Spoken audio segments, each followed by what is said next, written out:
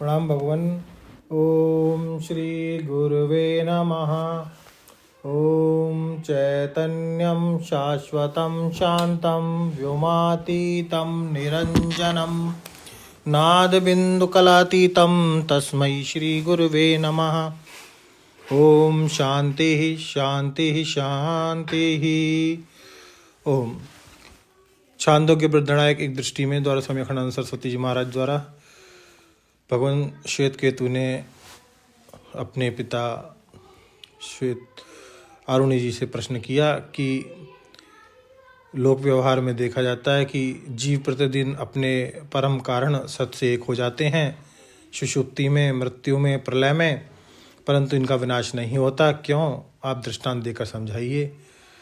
अब ऋषि और आरुणि जी कहते हैं भगवान कि वत्स, तुम्हारा प्रश्न ठीक है। जीव नश्वर नहीं, जीव नश्वर नहीं है। वह नित्य सत्य एक होकर भी नष्ट नहीं होता, क्योंकि अज्ञान के साथ ही पूर्व प्रज्ञा एवं वासना के बीज विद्यमान रहते हैं। इसके लिए दृष्टांत सुनो। देखो, सामने एक महान वृक्ष है। यदि कोई इसके मूल में चोट पहुंचावे तो यह सूखता नहीं, जीता रहता है और उससे रस बहता रहता है। मध्य में भी रस, सबसे ऊंची शाखा में भी रस। वृक्ष में जीवन है। जीवन आत्मा से व्याप्त है। वृक्ष पानी भी पीता है और हरा भरा भी रहता है, आनंद से झूमता है। अब यदि जीव इस वृक्ष के एक रोगग्रस्त या घायल शाखा को छोड़ दे तो वह भी सूख जाती है। तीसरी छोड़ दे तो वह भी सूख जाती है। सारे वृक्ष को छोड़ दे तो सारा वृक्ष ही सूख जाता है। जैसे जीव जीवन से युक्त, वृक्ष हरा भरा रहता है, पीता है, खाता है, जीता है, जीव के बिना मर जाता है। वृक्ष मरता है, जीवन नहीं मरता।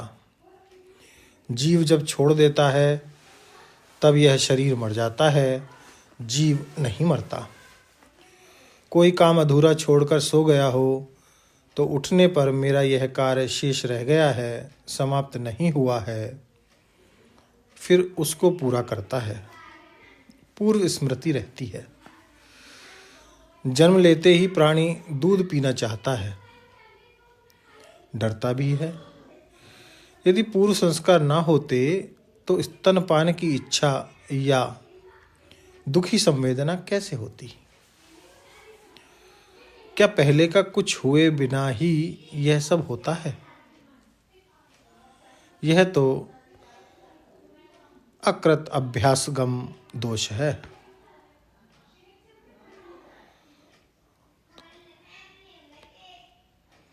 अकृत अभ्यागम दोष है। यदि इस जीवन में जो शास्त्रोक्त कर्म किए जाते हैं वे क्या अपना फल दिए बिना नष्ट हो जाएंगे? यह कृतप्रणाश दोष है। ईश्वर भी यदि कर्म निरपेक्ष सुख दुख दे तो उसमें पक्षपात और निर्दयता का दोष प्राप्त होता है। अतएव जीव के मृत्यु मानने का कोई कारण नहीं है।